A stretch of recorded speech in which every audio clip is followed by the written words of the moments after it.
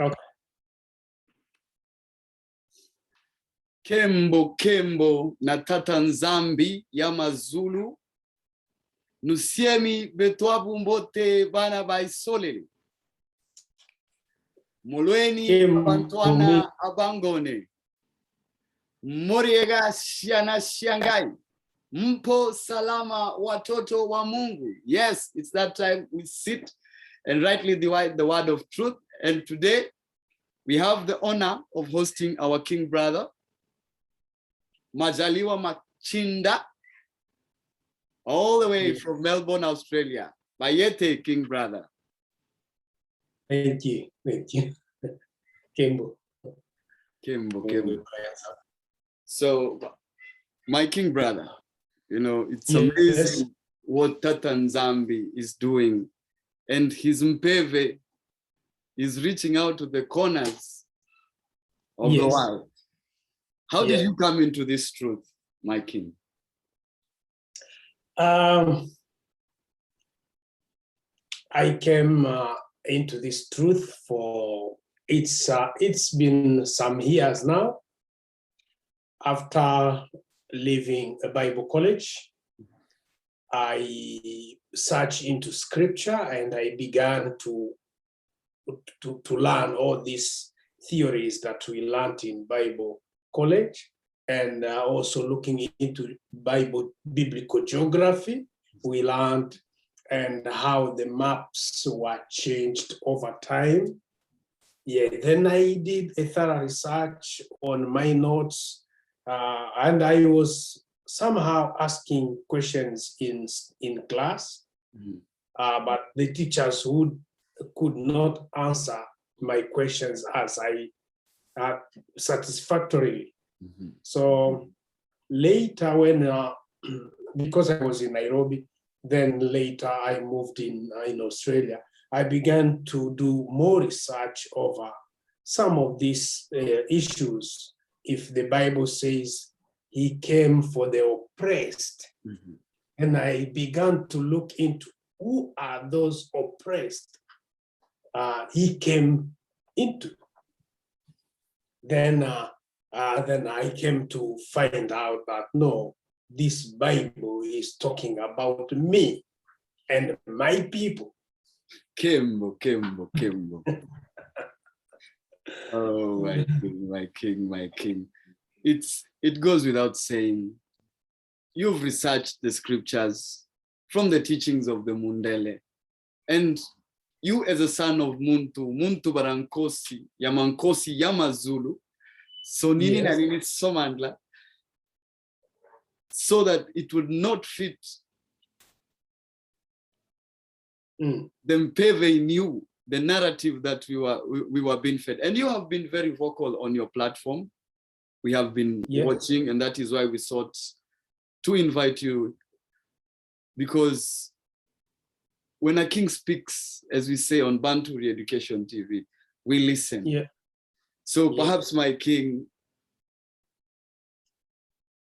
for those that do not know you, perhaps a little background. Okay. My background is that my name is Majaliwa Machinda. Majaliwa means blessings, and Machinda means firstborn in our language, lastborn. So my grandpa was the lastborn, and that name was given to me. I was born in the Congo. I did my primary and secondary school there. And later, after the war in 1996, I went to Tanzania. And after a few years in Tanzania, I began to live in Dar es Salaam. I worked a little bit there. Then I tried up and down to organize a Christian scholarship to study the Bible. I came into Nairobi in 2006. I spent like 10 years in Kenya before moving to Australia. So I've been a teacher. I've been teaching in high school in Kenya. And at the moment, I'm working as a social worker and as a as a biblical campaigner. So after studying, after getting all these insights, I decided to say the truth anyway, because all the testimonies, all the evidences are there in the text that the white man brought to us. And if you look into what I always say in my videos, I say it is our history book that they stole from our ancestors, and they brought it in another form in the aim of slavery and colonization. And now that we know the agenda behind it, we decided to speak anyway. That's a bit of my background. I speak Swahili, I speak Lingala, I speak French, I speak English, and there are so many other languages that I can understand. Understand Kirundi, Chinyarwanda, understand Kikuyu, understand Luya, I understand Turkana. Yeah. God has, I understand a little bit of Shona because it's all in the framework of Bantu languages. Yeah, that's briefly about Majaliwa. And it's an honor, my king. Talking of Lingala. Yeah. In your research, have you been able to place any of the Lingala words with the language they have put there? Perhaps an insight into some of these. Yeah, Lingala and Kikongo are very close languages, and many of the words intertwined. And they play a very big role into explaining where the nation of God comes from. If you say the word Yisolili is in Kikongo language, which means I have chosen you. Yeah, I love you, Yisolili, I love you. So you find out that these are the same very words that were written in the ancient book, which has been now translated into the Bible. And because these Europeans couldn't read these words the way they were written, so now they translated them differently. That's why today we have Israel, but in the real sense is Yisolili.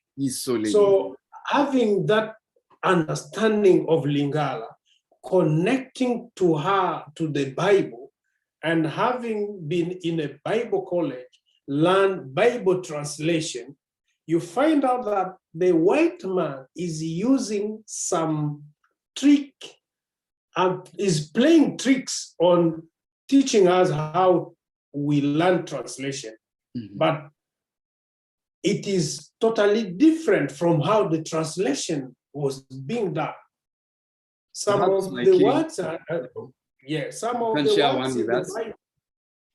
some of the words in the Bible are just explanation of the key words. You find like one word is in a sentence. I'll give an example. When the maiden who was in the house of the lepers, in the book of Kings, he told Naaman, she told Naaman that if you could go to Israel, you could find a person who can heal you from leprosy. So translating those words from the maiden, they had to use sentences, though that lady or that servant was just using few words. So some of the words were not easy to translate. That's why you see even the Lingala we speak today is now intertwined with French. If you hear a Congolese speaking Lingala, they will mix with French. unless you go deeper into the equatorial province, where people still speak Lingala itself. So the Bible came into that existence where some of the key words were translated into lines, into a very long line of words. And losing the strength in the word itself, because we find losing the strength. We find the word like Eli Eli lama sabachthani. They've tried to lie to us that it means my father, why have you forsaken? But when we look at the isi closer, we find that this is for the Sabbath keepers. Yeah, like if you say Eli in all Bantu languages, Eli means this. Yeah. Even in Lingala, we call it Oyo. Oyo. The same in Kikuyu. Yeah. In Kikuyu, it's almost the same, Oyo. And this, and even in Shona, Eli. In Bembe language, they say, hey, no. So you see like, Eno, Eli, Oyo, it's very close. They're in the same phonetical bracket. In phonetic, pronunciation, because if you bring something like father, my father, those are two words. You can frame two words into one, say Eli means my father. No. How? You know, and we find even for us, it's easier when we say TATA NZAMBI, because we know is the father who was in the beginning. Huh? Yeah, because on the other hand, they will say in the book of Corinthians, they say, he is bearing witness with us and he is crying, Abba. Abba means father. Now, look, in the Corinthians, they say Abba means father. Now you are bringing a contradiction to say Eli means my father. It doesn't connect. Oh, my king, today the nation of the Mundele is going to suffer. And I know you have much more to offer us. You're the tree with the apples, so we throw stones. Yeah. So I was even looking into how much the Mundele has been lying unto us. And I was telling people, these people of Europe or America, they are not white. They are Wazungu. Wazungu means somebody who will use tricks to entangle you.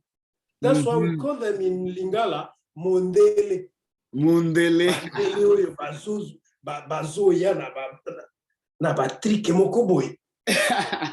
If we call them Mundele, it means someone who is better at tricking us.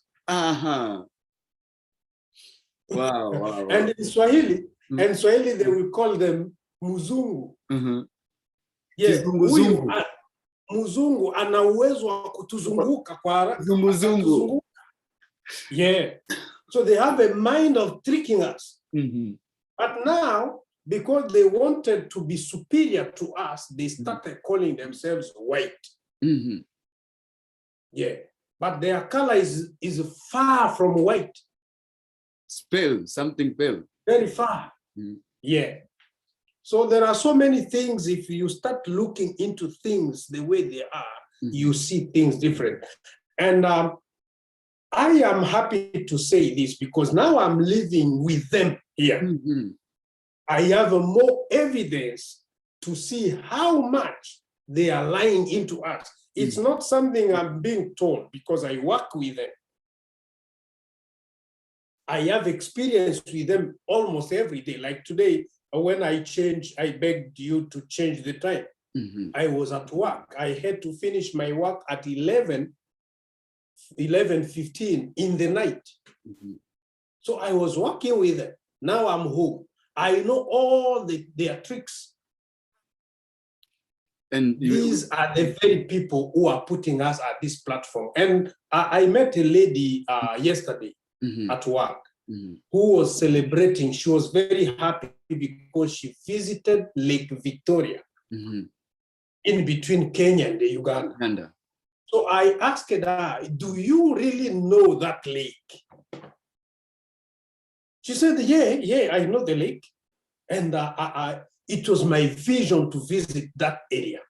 So the lady knows very well that that lake is the Lake Galilee. She knows. Now that the Lake Galilee has been changed the name to be Victoria, the name of one of their queen. So they've done all this to change names up and down, so to trick us, so that we may not come to the truth. My king. And now here we are. We are exposing their lies. My king, growing up in the Congo, what kind of impact did what King Leopold do to Banaveto? The psychological. How would you say? Because we need to understand, my king. We need to understand. We need to expose them for who they are. The seed of I really have a lot. I have a lot which we cannot finish this night. My grandfather, who is called Machinda, used to tell me how this European came in the Congo, because she was born before even independence in 1920s. So you tell us how this European came, and the coming of the European was the beginning of trouble. But the history we have in books today shows that the coming of the European is the beginning of civilization. No, people had double-story houses in the Congo in those days, in the days of Elisha. When Elisha was in the ministry near Jordan, his house was near the Jordan River. And when the Syrians army came, Gehazi looked into the balcony and saw the armies. So what does it tell you? It tells you that technology of building these double stories houses was there many years ago. My grandfather used to tell me that we had a good life before these people you call Mundele came into play. When they came, they changed the whole story. They started translating words differently. They started bringing different meanings into our villages. And then they said, let's fight them. So the fight was very intense at a point where King Leopold ordered people to be chopped their hands so that they may grow weak and surrender to the fighting. And my king, they say, and you see, it's good that we get this perspective, because in the history books, they tell us that, those that hands were chopped, this was to account for the bullets. No, those who were chopped some of them refused to work in the cotton plantations. They said, no, we have everything it takes to have our food on our table. So we are not interested in working in your plantations. Now, King Leopold started paying other Congolese elites, other leaders around, paying them money so that they can denounce, they can tell the names of those who are refusing to work in the farms. And when the leader is given money, the leader will say it. And after that, those people will be taken to the European soldiers. And at the end of the day, they cut them hands. So it was a bit of treason between us because of corruption. But people were standing firm and saying no. And we are just told one part of the history. My grandfather told me another part of the history is that not only our hands were chopped, but those who chopped hands, some of them were chopped their heads. So they could also, if they had a chance, they could chop the heads of some of the Europeans. But that part is not recorded in our books. Why? Because the colonizer is the one writing the history. And he will always want to give his story. And now we are giving our story, the story of sons of Muntu. Muntu Barankosi, Nkosi Yamankosi, Yamazulu, TATA NZAMBI, as we know him in the Congo. Down in South Africa, where they know him as Sonini Nanini Somandla. Here in the East Gate, we know him as Ngai Murungu Mwene Nyaga. Yeah. And his return. An interesting thing you mentioned, Corinthians, my king, the writings of Paul. How much of that should we absorb? And if we are going to absorb that, how should we absorb it?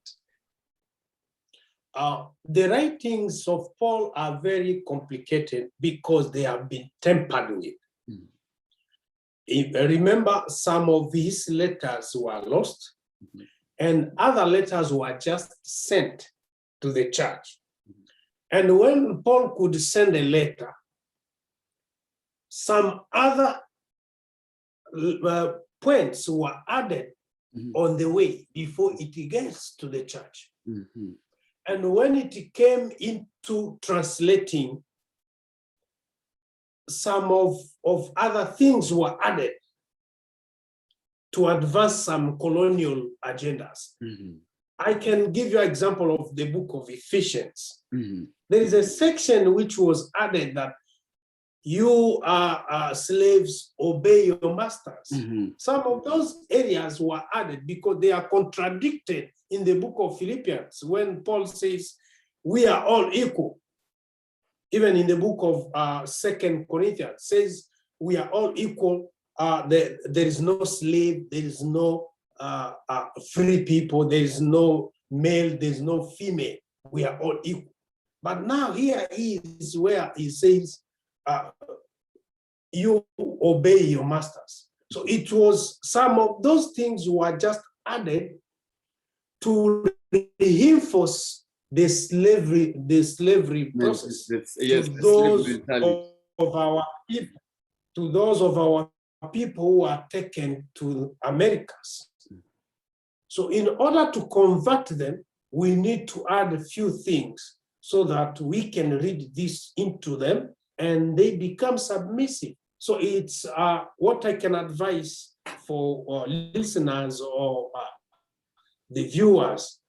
When you are reading the books, the letters of Paul, you need to bear in mind that those are the very letters which were very much tampered with, because they have been written with a very high eloquence, and Muzungu also used their trickery to temper few things in those letters. True, my king. So we cannot absorb everything that is written there. We have to question some of the areas. Because when Paul says women should cover their heads, in another section we will say women should leave their hair long because their hair will be like a hat on their head, which means in some point they may cover, in another point they may not cover if they allow it to grow. And that is a signal that women, we call them today black women, should not put any other additional hair on their hair. They should grow their own hair. Because the only hair that will be like a crown on their head is their own hair, not a hair from India. My queens, I hope you are listening. My queens, I hope you are listening. And I tell you, we do not mince the truth on this channel. We lay it like it is. So my king, perhaps now we have dealt with Paul. Now the Old Testament, we find TATA NZAMBI portrayed as cruel. In my research, I have come to realize that there are places that this is the work of TATA NZAMBI, and someplace else, some malevolent Kindoki is trying to identify with these people. Have you come across this in your research? Yeah, I came across the Kindoki. The Kindoki is a kind of theory that was implanted on us. Because in the Congo, if I give you an example, I'm from the east. But if you move further in the central Congo or on the other side of the north, you find that God used to talk to us when we go to the mountain.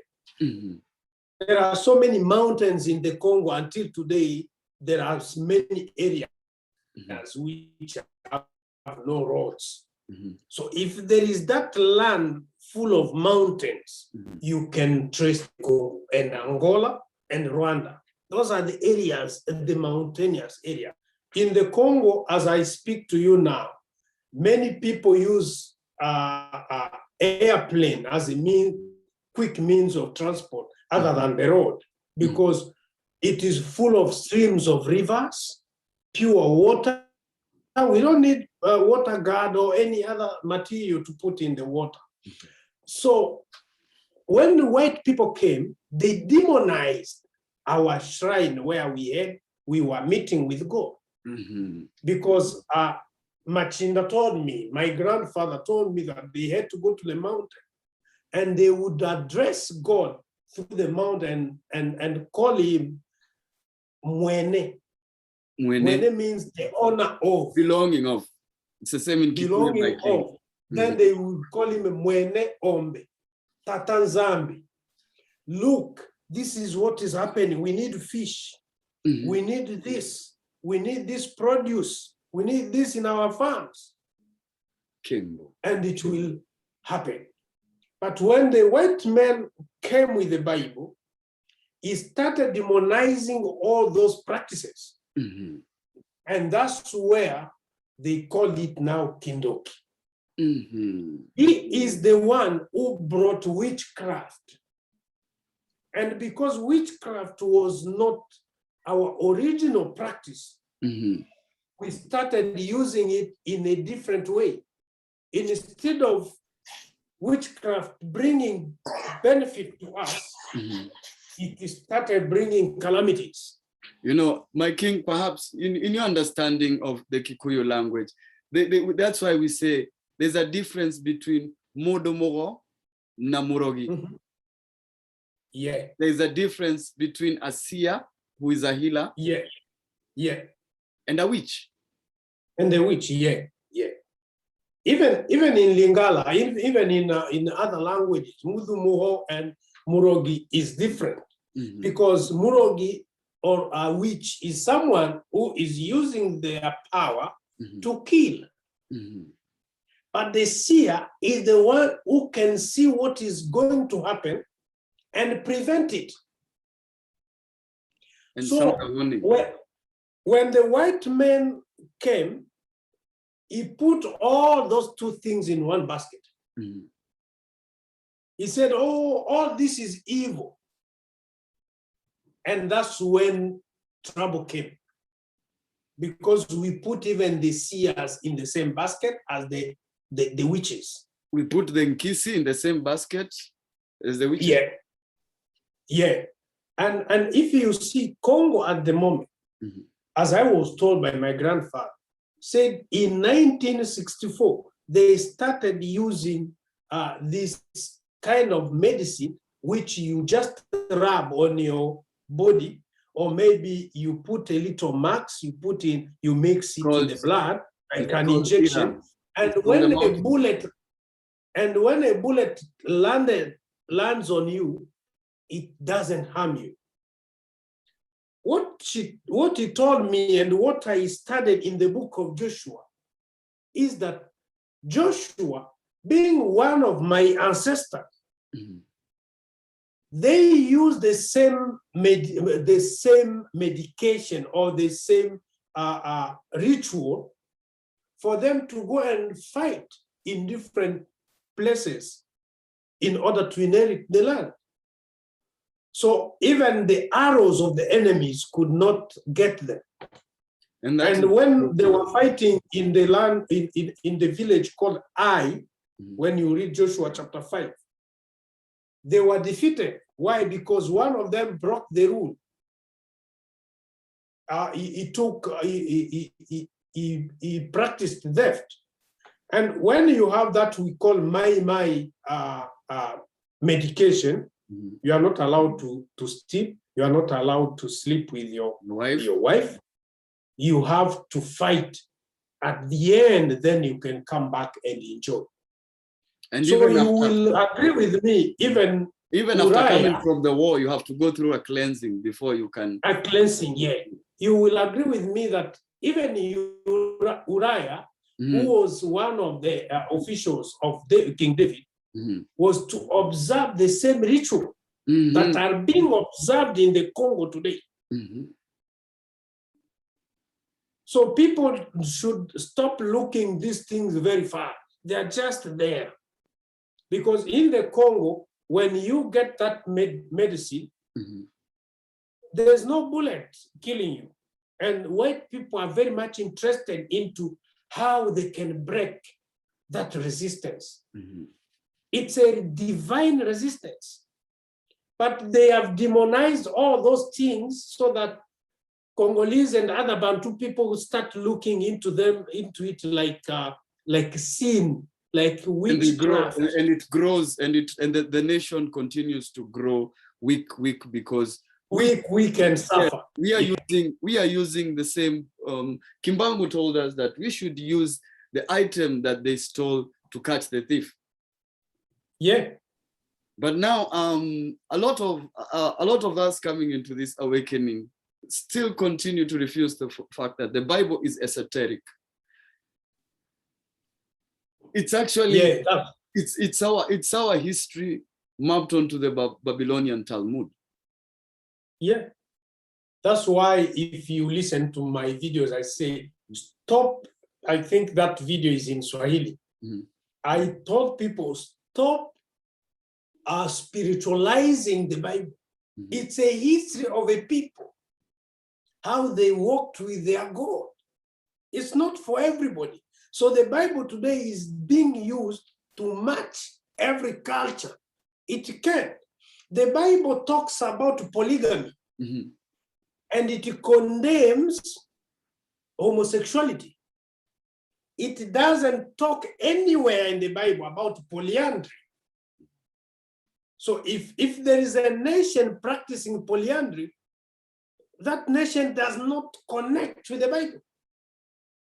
And something interesting, when we look at the letter by King Leopold, he says, you're not going to teach these people anything new. They know it is wrong to sleep, it is wrong to kill, it is wrong to sleep with another man's wife. So these laws have always been part of our culture. Yeah. Those laws are not new when the Bible came. My grandfather had 2 wives, and he was telling me every time, because I was very young, I couldn't understand. He could always tell me, if you have 1 wife, you are suffering. It's not worth for it, because it's not our culture. Our culture is to have more than 1. If you want to grow rich, if you want to grow influential, you need to have more than 1 wife. And he was not a Christian, by the way. Yeah, he died in 1982, somewhere there. He was not a Christian, but he would tell me all these rules. You don't have to covet the neighbor's wife or the neighbor's daughter. If you want that neighbor's daughter, talk to their parent and have them as a wife. Mhm. Then when I grew up, I began to reflect on those words. I said, "Ah, this old man was talking about the Bible." Oh, my king, my king, my king. We continue to seek more wisdom from your grandfather. Now, that is, we have dealt with that. Stop spiritualizing this book, because, you know, in back in the East, we say kiredahu. Mhm. It's got abominations. Yeah. And some of those things in that book are meant to keep you in that loop. Yeah. And the only yes, and the only way to disconnect, my king, if you may, tell them how to disconnect.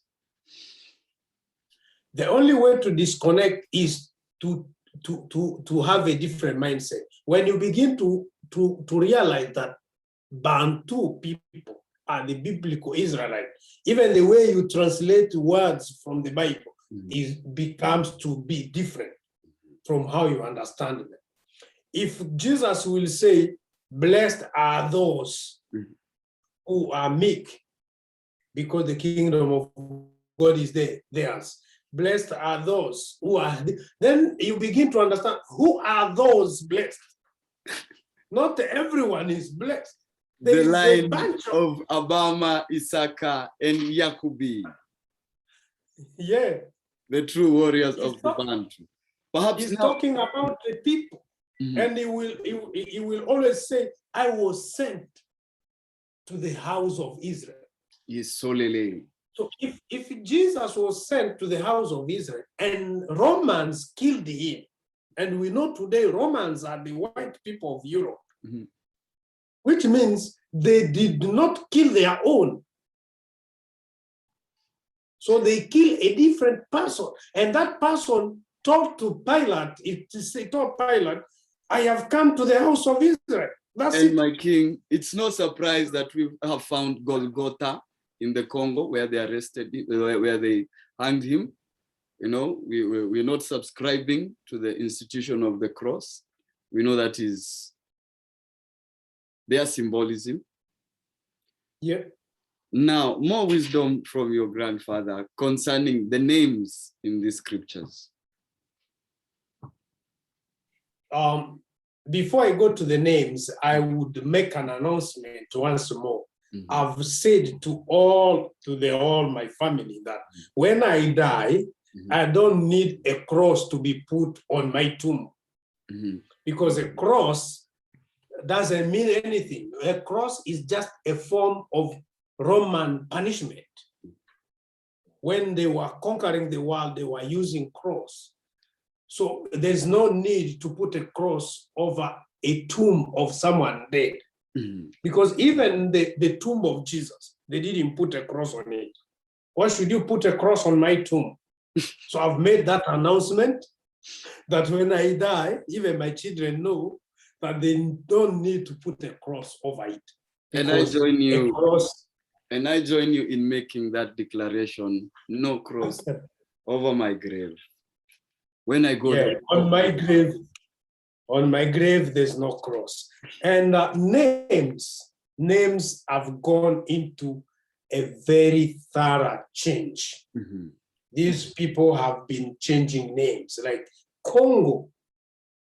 Congo, if you want to pronounce the word Congo, it should have K, not C. Congo.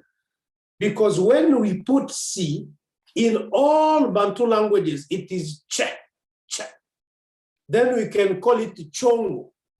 In every, but the way it is spoken in Lingala, in Chiluba, in Kikuyu, wherever there is C is Che. But these people have forced to remove the K, which is connected to our God, and put C. And my grandfather used to tell me, if you put C, it means Cha. Like in our language, you call Abecha. Abecha will come with C. And you can call, that's why you see even my name is Chi. Machinda. Machinda. And Machinda of my grandfather doesn't have H. It is just C and I. But because when I came into Kenya and many people could have difficulty pronouncing it, some will say Masinda. When I was in the Western, in Kakamega, some will say Masinda because they wanted to connect it to Masinde. So then I had to put a H so that at least it can pronounce Chi. So Europeans have been in the business of changing names up and down so that we may look different from who we are. And this is still a continuous process. They are still doing it in our villages. And perhaps, are you saying that for the diaspora to connect, they have to look to the continent? Yeah. And diaspora still, many of them still very, I can call it rigid. Some of them are not aware. Some of them are aware. Some of them are not ready to speak out. Here in the diaspora, we are getting all kind of abuses. People are getting a lot of letters from work, say a little mistake, a very long letter. A little, when you are a bit late, a very long warning. Some of them now are getting to understand, okay, this is not our land, we belong somewhere else. And I had a problem with one employer when I made a video about Christmas. When I said a Christmas message that will shock you. There's a video on my YouTube. So I was approached by one of my employers saying, things that you explain in this video do not align with our values in our organization. I told them, no, I am speaking the truth from my perspective. So I'm not speaking about your organization because I'm doing social work. Sometimes I work with young people, and those young people celebrate Christmas, but yet I don't celebrate it. And I went on the media and said, this is a satanic kind of thing. We don't need to emulate it. So it was like contradicting some of the values of the company. Well, of the company. So at least we have some evidences that the West is not happy when you find the truth. When you know who you are, they are not happy because they know that the moment you know who you are, you will not be able to be manipulated. And how is it there with my king? How is it there with the snake bite, the poison? They have planned gimmicks to stop Banabeto from returning home. Are they forcing you to take the poison? At the moment, they are not forcing us to take the poison, but they are trying to restrict a few areas which will become important to you, like traveling, like gatherings, so that at least you find, at the end of the day, you find like you need to take it so that you can also be part of the team. But I am joining, we have another group of white people who are still not accepting to take the poison. So I'm part of them. And they say, no, it's not compulsory, it's voluntary, but they are limiting some few things which you will find essential at the end of the day. The same thing, they did to our ancestors. Those that refused their ways were gathered in camps. Yeah. They were given clothes infested with smallpox. Yeah. So things are repeating. History is repeating itself. I was teaching history in Form 3 in Kenya, and there are some of those topics about World War. Mm-hmm. I remember very well when I was teaching history Form 3 and Form 4, connecting World War I and World War II. Mm-hmm. I used to tell them, because by then I was critically awakened, but I couldn't speak all the truth because I was still applying this visa to come to Australia. Mm-hmm. I remember the principal calling me into their office and say, Majaliwa, it's like you are going beyond the syllabus. Because I was trying to criticize, why should we call this World War? Yet the war was happening in Europe. And people who died in those wars are not many as people who died in the Congo. Mm-hmm. 20 million plus souls lost their lives. We're not even sure if that is the number. Could be more, but definitely not less. Yeah. We know what they did in Namibia with the Herero people. We see what they did in Kigali. Yeah. We see what they've done in South Africa, Jerusalem, Kalayame. Yeah. Now, for those that are watching you, my king. Yeah. And I want you to send out a message to Banabeto on this platform. My message to all Banabetu who are out there, if you know you are a Bantu people, remember Bantu people are not only in Africa. Sub-Saharan Africa is our land, but we have been scattered. We have been scattered into Americas. We have been scattered. Some of us now find themselves in Australia here.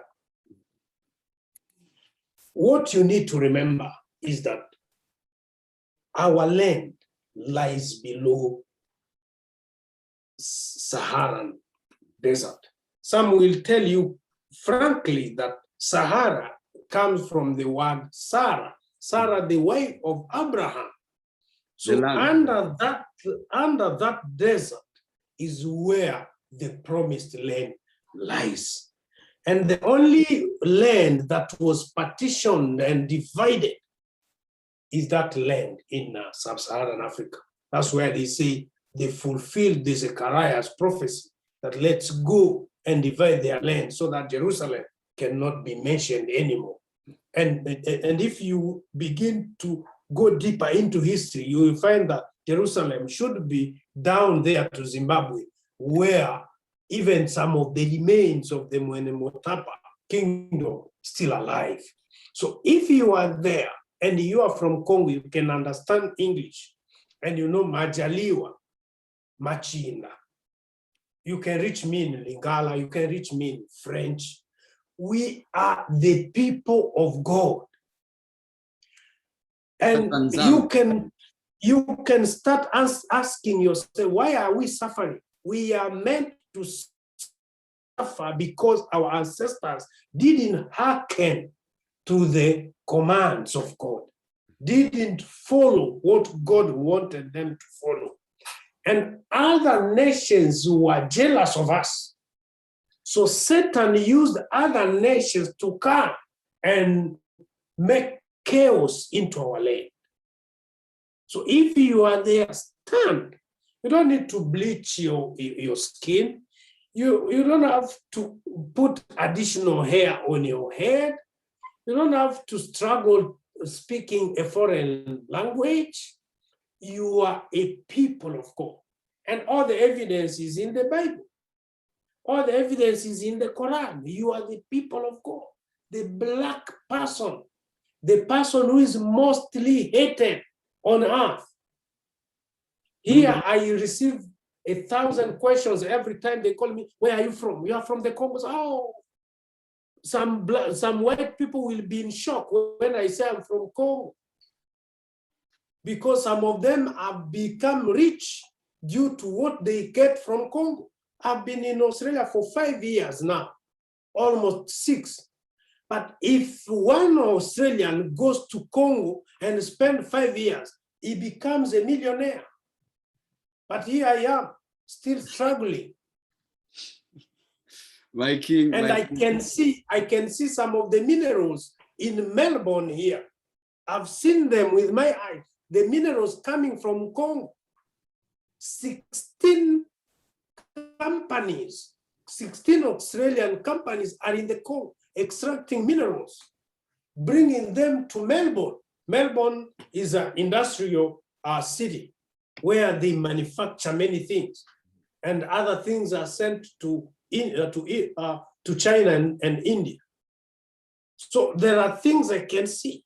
And if you tell a white man you are from Congo, they are like, they lose words. So my people who are watching, remember, we are envied everywhere. Sisi ni watu tunaochukiwa kila mahali. Sasa lazima ujiulize swali, kwa nini tunachukiwa? Why are we envied? Why are we in this trouble? Why does the white man bring so many denominations into our land? If they came to preach the same God as our God, TATA NZAMBI, why did they bring so many churches? Anglican, Methodist, Catholic, Baptist. Why? They brought all those organizations to sow conflict among us. So that's the message I can send out there. Thank you. Beto, you have heard it from none other than son of Muntu, Muntu Wanankosi, Nkosi Amankosi, Yamas TATA NZAMBI, Yampungu, Tulendo. Yes, the one we know in the East is Ngai Murungu Mwene Nyaga. In South Africa, we know him as Sonini Nanini Somani. All the Kembo to him. We thank you, my king, for thank you. Banabeto are connected all the way from Melbourne, Australia. We continue to ask you, Banabeto, Ungubani, who are you? Know thyself, Bantu. We thank you, my king. We honor you. Thank you. So much information, I think, and our viewers will agree. They will definitely ask you to return, especially for wisdom from your grandfather, a wise man. Yes. Yes, the Bantus don't die. We just rest. Yeah. Waiting the day of our great one, Yampungu, Mungu, Gurungu. And we don't rest. We don't rest in peace. We rest in power. Kembo, Kembo. By the ngolo of TATA NZAMBI, Mpungu Telendo. I thank you, my queen. I'm sorry, forgive me, my king. I thank you for taking the time. So much we have learned. We will continue to engage you. We will be sharing a link to your channel in the description because you are Mbuta in their land, sounding alarm. So we honor you. And Nkosi, we honor you. Thank you.